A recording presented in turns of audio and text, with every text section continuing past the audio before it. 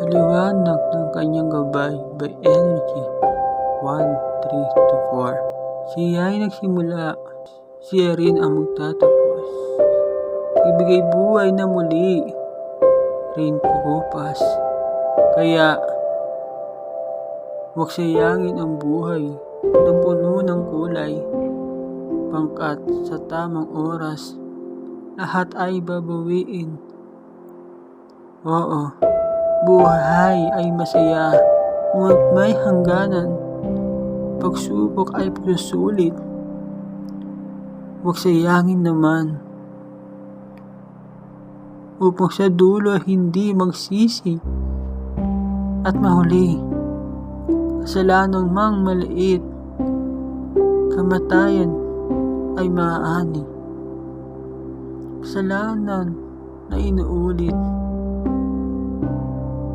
huwag gawing biro, at ito ay maliit sa gabay sa landas mo patungo sa dakilang Amang nating mahal.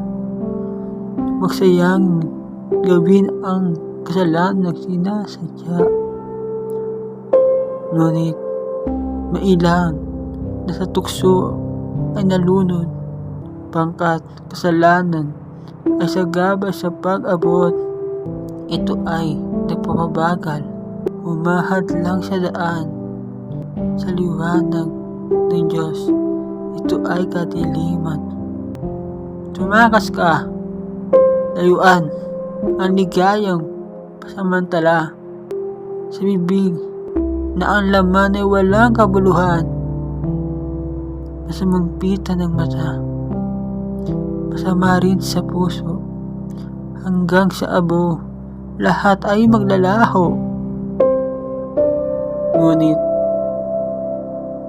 dapat tayong mag-ingat, magtiwala.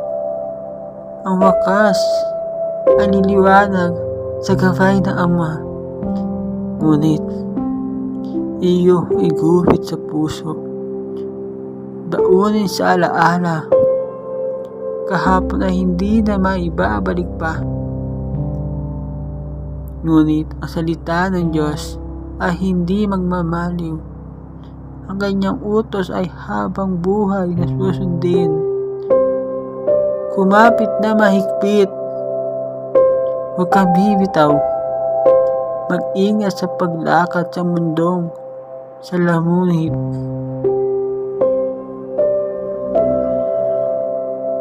Tandaan mo ang dilim ay kasalanan. Ang ilaw ay kapangyarihan ng may kapal. At sa gitna ng dilim, liwanag ay magniningning. Gabay sa ating Diyos, ilaw sa ating paningin.